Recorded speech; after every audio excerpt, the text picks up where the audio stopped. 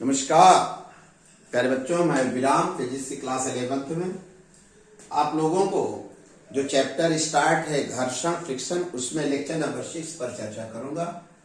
इस लेक्चर में हम 3 पॉइंटों पर चर्चा करेंगे।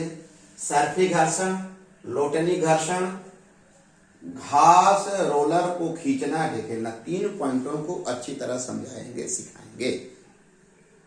बहुत ही सरल भाषा में सिखाएंगे। जो चैनल को भी सब्सक्राइब नहीं किए हैं वो सब्सक्राइब कर लें प्यारे बच्चों। निश्चित रूप से बहुत सरल भाषा में आपको सिखाएंगे। पहली हेडिंग लिखिएगा आप लोग प्यारे बच्चों, सर्फी घर्षण, स्लाइडिंग फ्रिक्शन। जब कोई वस्तु या पिंड किसी सतह पर सरकता है या फिसलता है तब सतहों के बीच लगने वाले घर्षण बल को सर्फी घर्षण बल कहते हैं। ये क्लियर हो गया प्यारे बच्चों। नंबर 2 हेडिंग डालिए, बहुत इंपॉर्टेंट हेडिंग, लोटनी घर्षण या बेलनी घर्षण। बहुत इंपॉर्टेंट टॉपिक है। इसकी जो परिभाषा है प्यारे बच्चों जल्दी से लिख लीजिए। क्या लिखेंगे? जब कोई पिंड या वस्तु किसी सतह पर लुढ़कता है, लुढ़कते हुए गति करता है, सरकता नहीं लुढ़कता है, तब दोनों सतहों के बीच लगने वाले घर्षण बल को कौन घर्षण बल कहते हैं? रोलिंग करता है, जब कोई पिंड या वस्तु किसी सतह पर क्या करता है, लुढ़कते हुए गति करता है, तब संपर्क सतहों के बीच लगने वाले घर्षण बल को बेलनी घर्षण बल कहते हैं। पहले तो आपको ये बता दे, ये जो लोटनी या बेलनी घर्षण बल है, सभी घर्षण बलों से इसका मान सबसे कम होता है। चाहे स्थैतिक घर्षण बल हो, चाहे गति घर्षण बल हो, चाहे सर्पीय घर्षण बल है। इसीलिए दैनिक जीवन में किसी बाहरी वस्तु को अगर ढकेलना या खींचना हो, सरकाना हो जो संपर्क तल में है, उसके लिए बेलनाकार राड रखते हैं। क्यों? क्योंकि लोटनी घर्षण बल का मान सबसे कम होता है। आइए इसकी सरल भाषा में व्याख्या करते हैं कि लोटनी घर्षण बल का मान कैसे कम हो रहा है। ये किसी पहिए या बेलन का एक अनुप्रस्थ काट है। जैसे ये मान लीजिए बेलन है, इसके अनुप्रस्थ काट, क्रॉस सेक्शनल सर्किल ये हम दिखाए हैं बेटा। यहां पर देखिए, मान लीजिए ऐसे ये गति कर रही है वस्तु। अब यहाँ संपर्क तल है, क्षैतिज है, सड़क है, कुछ है बेटा। यहाँ देखिए अविलंब प्रतिक्रिया आर भार सीधा एक दूसरे क्या अनुगामी है, ठीक है। यहाँ थीटा 90 डिग्री है, तो इसका मतलब संपर्क तल का कोई भी स्पर्श रेखी बल, स्पर्श रेखी घटक संपर्क तल के समांतर नहीं है इस प्रतिक्रिया बल का। इसका मतलब है आदर्श रूप में यह देखा जाए, आदर्श स्थिति में यह देखा जाए, जब कोई पिंड या वस्तु या पहिया या बेलनाकार वस्तु सरकती है तो स्पर्श रेखी कोई घटक ही नहीं है। जिसका मतलब घर्षण बल का मान क्या है? 0 है। कब? जब वस्तु लुढ़कती है तब। किस स्थिति में? आदर्श स्थिति में है।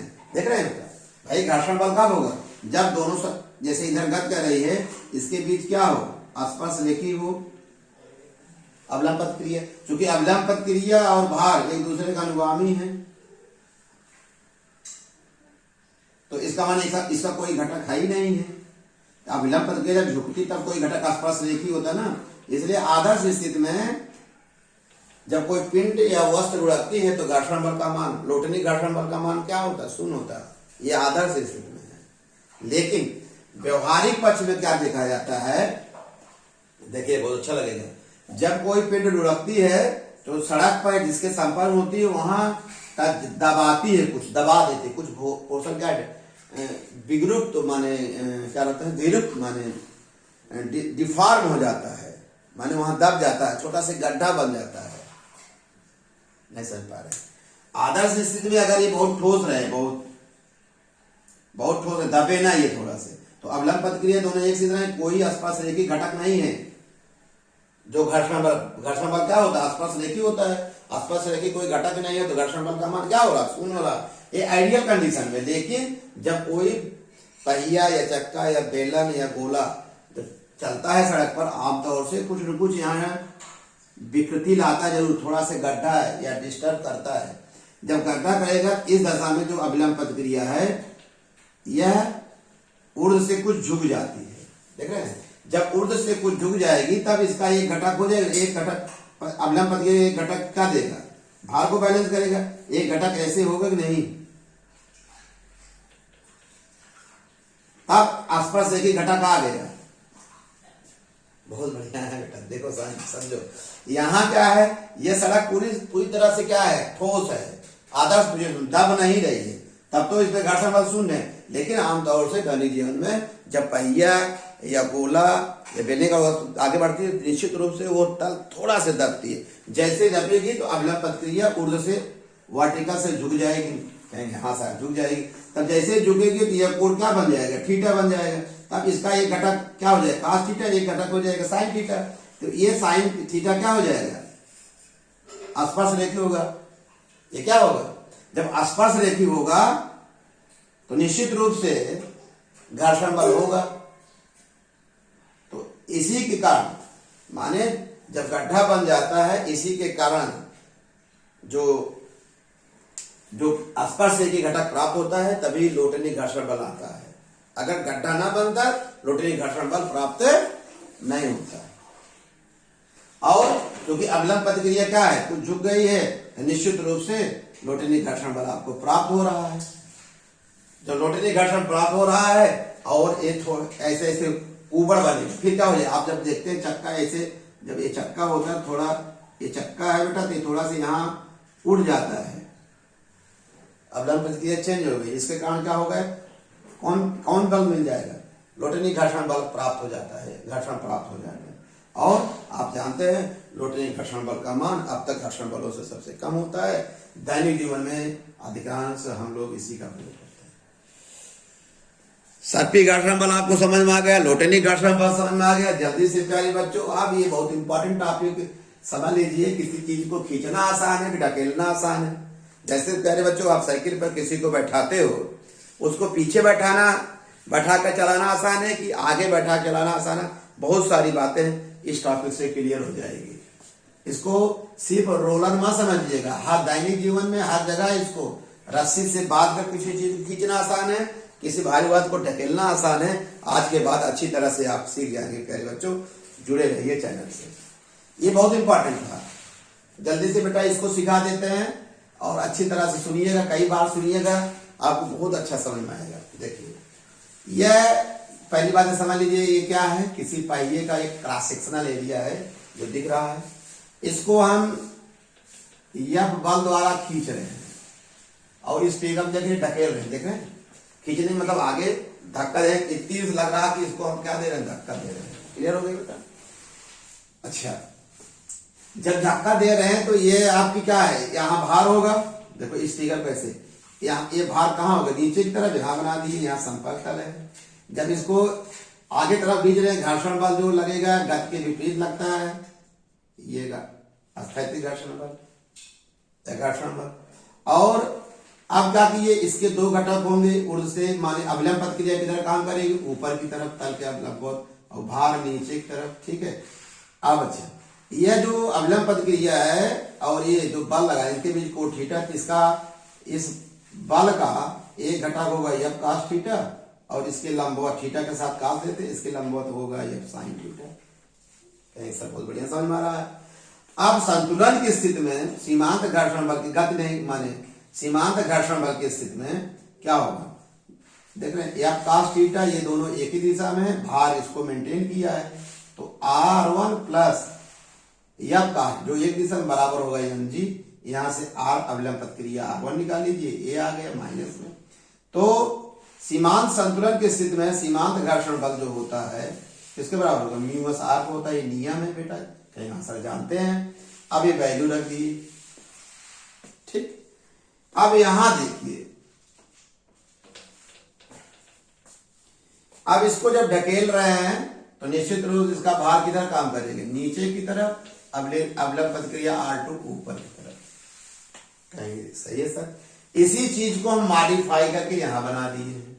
या हम क्या कर रहे हैं, इसको क्या करें, ढकेल रहे हैं, मान लीजिए इसका O है, सेंटर पे इसके। अब यह जो अवलंब प्रतिक्रिया क्या होगा, R2 ऊपर तरफ, भार किधर होगा, नीचे की तरफ। जब इधर करेगा ये तो घर्षण बल F डैश लेंगे। अच्छी बात है, आगे बढ़ जाओ। इसका एक घटक क्या होगा, क्योंकि ये तीर इधर है तो कंपोनेंट की तीर उसी के अनुदिश होगी, सब O की तरफ। बल की दिशा O की तरफ है तो इसकी सब, यहाँ देखिए ये O से दूर था, दोनों का O से दूर ले गए, यही कंपोनेंट का कंसेप्ट है। अच्छी बात है। थीटा के साथ हमने कास ले लिया और उसके लंबवत थीटा के अलावा जो लेते साइन, ये तरीका है। प्यारे बच्चों, अब सीमांत घर्षण बल की अगर स्थिति लाओगे, क्या लाओगे, सीमांत घर्षण बल की स्थिति माने पहले देख लीजिए। अब R2 देखिए नीचे की तरफ कौन है बेटा, mg है, इसकी या कास थीटा की दिशा भी नीचे की तरफ है, R2 ऊपर की तरफ, तो नेट बल क्या आएगा बेटा, R2 बराबर होगा mg प्लस या कास थीटा। अब सीमांत घर्षण बल के नियम से क्या होगा, जो सूत्र होता है यही होता है। सीमांत घर्षण बल की स्थिति में Fs equal to mu s R2 मान ये रख दीजिए। अब इन दोनों की स्टडी करिए, किस स्थिति में सीमांत घर्षण बल अधिकतम है, ध्यान से देखिए। पहले बात, भार में से ये कास थीटा घटा है, तो घटा है और इसमें जुड़ा है। आप कहोगे कौन सा रिजल्ट अधिक होगा, ये वैल्यू अधिक होगी कि ये वैल्यू अधिक होगी। जब आप ध्यान से देखोगे तो सोच कहें सर ये वैल्यू कम होगी, क्योंकि माइनस है, ये mg से कुछ घटा है। तो यहां आप क्या देख रहे हैं, आप ये देख रहे हैं यहां जो घर्षण बल है इस स्थिति में जब खींच रहे हो, घर्षण बल का मान कम है, यहां क्या होगा प्लस, बल्कि और कुछ ऐड हो गया, घर्षण बल का मान क्या हो गया, बढ़ गया। तो ये कह सकते हो Fs less than F dash S, माने इस दशा में जब किसी वस्तु को खींचते हो किसी को, तो क्या होता है, घर्षण बल का मान क्या हो रहा है, कम हो जा रहा है, तो खींचना आसान हो गया। अब यहां क्या देख रहे हैं, जब ढकेल रहे हैं तो घर्षण बल का मान क्या हो रहा है, बढ़ जा रहा है। घर्षण बल का मान क्या हो रहा है, बढ़ा, तब क्या होगा, खींचना तो आसान हो गया, ढकेलना क्या हो गया, कठिन हो गया। इन दोनों गणितीय विवेचना से स्पष्ट है, क्या स्पष्ट है, कि जब किसी वस्तु को खींचते हैं तो उस दशा में, या रोलर को जब खींचते हैं तो उस दशा में स्थैतिक सीमांत घर्षण बल क्या बेटा, कम है, और जब ढकेलते हैं तो सीमांत घर्षण बल अधिक है। इस गणितीय विवेचना से जानते क्या स्पष्ट हो रहा है कि रोलर को खींचना आसान है बनस्पत किसको, ढकेलने की अपेक्षा। इसलिए जब हम साइकिल पे किसी को बैठाते हैं, पीछे बैठाते हैं, क्योंकि आपका कम बल लगे, क्योंकि घर्षण बल का मान क्या हो जाएगा, कम हो जाएगा। क्लियर हो रहा है नहीं, घर्षण बल का मान क्या हो जाएगा, कम हो जाएगा। और आगे बैठा के धक्का देते हैं तो घर्षण बल आपका अधिक लगेगा। ये है, किसी चीज को, भारी वस्तु को हम क्या करते हैं, जब कोई बड़ा पिंड रहे तो हम लोग उसको ढकेलते नहीं, प्रयास करते हैं उसको रस्सी से खींचा जाए, और उसके नीचे लोटनी घर्षण बल का भी प्रयोग करते हैं, नीचे बेलना का डंडा या बांस ओस लगा देते हैं, छड़ लगा देते हैं। क्लियर हो गया प्यारे बच्चों, मुझे विश्वास है आज के बाद ये अच्छी तरह से आपको समझ में आ गया। कोई पूछता है किसी चीज को खींचना आसान है कि ढकेलना आसान है, तो आज के बाद आप बताइएगा खींचना आसान है, क्योंकि घर्षण बल का कम होता है ढकेलने की अपेक्षा। कोई पूछे कैसे, अरे समझा देना प्यारे बच्चों, देखो ये mg का मान कुछ कम और भार कुछ कम होने में भार कम होगा, वस्तु हल्की हो गई, यहाँ भार बढ़ गया, वस्तु भारी हो गई। इस तरह से आप समझा सकते हो। आपको हम जो बताए हैं सर्पी घर्षण बल, लोटनी घर्षण बल देख रहे हैं सबसे कम होता है, क्योंकि यहाँ वास्तव में तो लोटनी घर्षण बल का मान शून्य होता है, सड़क एकदम सॉलिड हो, आदर्श स्थिति में हो तो होता ही नहीं। लेकिन ऐसा होता नहीं, सड़क दब जाएगी तो अवलंब प्रतिक्रिया का घटक, एक घटक घर्षण बल प्रदान करेगा। अवलंब प्रतिक्रिया का जो घर्षण जो बल दे रहा है उसी को हम क्या, लोटनी घर्षण बल कर रहे हैं, सबसे कम हो गया बेटा। ये टॉपिक 3 पॉइंट इसे बताए हैं, रोलर को खींचना, ढकेलना, सर्पी, ये अच्छी तरह से इसको बेटा नोट्स बना लेना, बहुत ही सरल भाषा में बताए हैं। ओके बेटा, धन्यवाद।